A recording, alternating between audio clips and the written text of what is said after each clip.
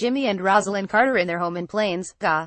Dustin Chambers for the New York Times. Plains, GA. Most people would run away screaming at the thought of working for a boss who humiliates subordinates in public, throttles them in private, demands constant flattery, spends all day watching cable TV and behaves in a wildly unpredictable way. And yet, there is someone who is eager to work for President Trump. Curious, but it's a Democrat. And even curiouser, it's a fellow member of the President's Club.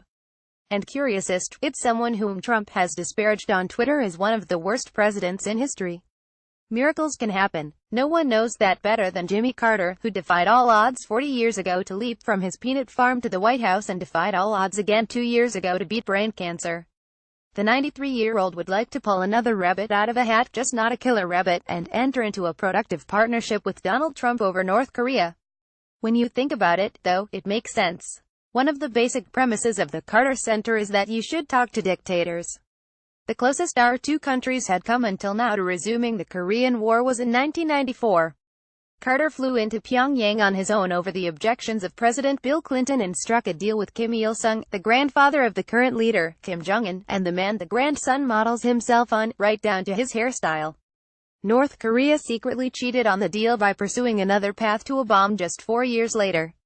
So is it time for another Carter diplomatic mission, and would he do it for Trump, his polar opposite in so many ways? He would go, yes, he said, wearing a big JC belt buckle and sipping coffee in his ranch house, which is chock-a-block with Carter family paintings and with furniture he made himself, including his 4-poster bed. Rosalynn sits nearby, chiming in slyly at moments. I told him that the big shots in Washington were terrified about the childish bellicose tit-for-tat tweeting battle between the dotard and Little Rocket Man. I'm afraid, too, of a situation, he said. I don't know what they'll do.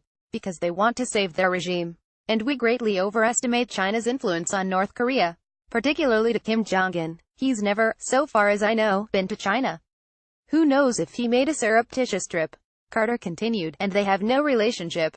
Kim Jong-il did go to China and was very close to them. He said that the unpredictable Kim Jong-un makes him more nervous than his father, Kim Jong-il, and that if the young leader thinks Trump will act against him, he could do something preemptive. I think he's now got advanced nuclear weaponry that can destroy the Korean Peninsula and Japan, and some of our outlying territories in the Pacific, maybe even our mainland, Carter explained. He said he has talked to Lt. Gen. H.R. McMaster, Trump's national security advisor, who is a good friend, including at Zbigniew Brzezinski's funeral when McMaster asked to sit next to Carter, but has so far gotten a negative response. I told him that I was available if they ever need me, he said. When I asked about Trump souring our image in the world, Carter defended his successor. Mr. Carter at his home in Plains, GA. Dustin Chambers for the New York Times. Well, he might be escalating it, but I think that precedes Trump. He said, the United States has been the dominant character in the whole world and now we're not anymore. And we're not going to be. Russia's coming back and India and China are coming forward. Holy Malays. He also said he liked Trump's initiative reaching out Saudi Arabia.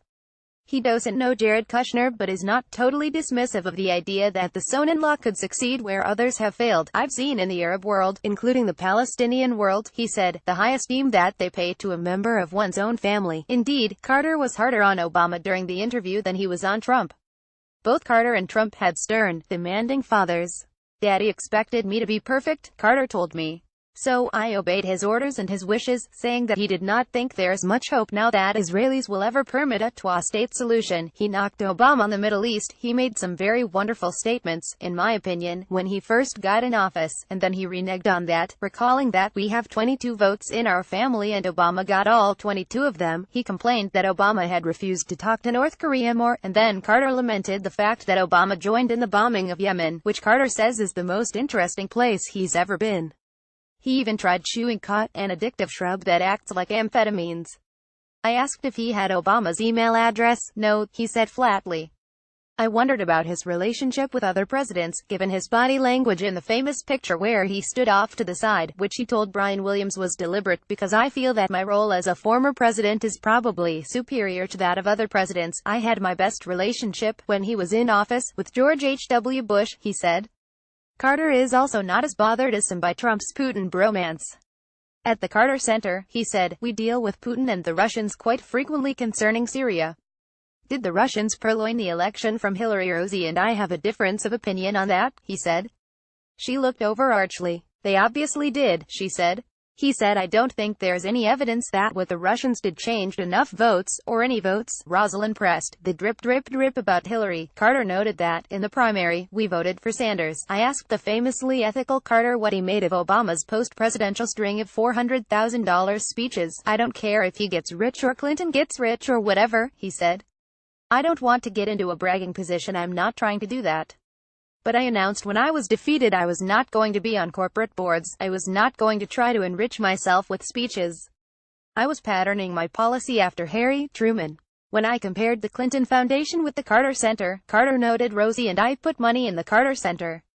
We never take any out." I wondered how the starchy Carter, who put out a White House edict that nobody could fly first class, felt about the louche Trump White House, where conflict of interest has been replaced by confluence of interest. "I think the media have been harder on Trump than any other president, certainly that I've known about," Carter replied. "I think they feel free to claim that Trump is mentally deranged and everything else without hesitation." Since Rosalynn's focus as First Lady was mental health, I asked her if we should break the last taboo and let presidents have a White House shrink. "I think it might help them," she said with a smile. She told me that she was left out of a First Lady's lunch held by Michelle Obama on the issue of mental health, making it clear that she was still hurt. On the issue of tearing down Confederate statues, the former president mused, "That's a hard one for me. My great-grandfather was at Gettysburg on the southern side and his two brothers were with him in the Sumter artillery. One of them was wounded but none of them were killed. I never have looked on the carvings on Stone Mountain or the statues as being racist in their intent. But I can understand African Americans' aversion to them, and I sympathize with them. But I don't have any objection to them being labeled with explanatory labels or that sort of thing." On the issue of NFL players kneeling, Carter was less sympathetic. "I think they ought to find a different way to object, to demonstrate. I would rather see all the players stand during the American anthem." I asked if he thought the president was deepening racial divisions. "Yes, I think he is exacerbating it," he said. "But maybe not deliberately." As a genuinely pious man, how does he feel about the 2 Corinthians president bonding with evangelical voters, who do not desert Trump no matter how coarse his language or how upsetting the Access Hollywood tape was? "Don't the evangelicals seem cynical to stick?" "Apparently not," he replied. In The Art of the Deal, Trump wrote that Carter came to his office to ask for $5 million for his presidential library. Trump was impressed that Carter had the nerve, the guts to ask for something so extraordinary, but didn't give it to him. He bragged about it. Carter said wryly. That was one of his major selling points. I turned down Jimmy Carter. But now the indefatigable Carter is back with another nervy proposal. Will Trump bite?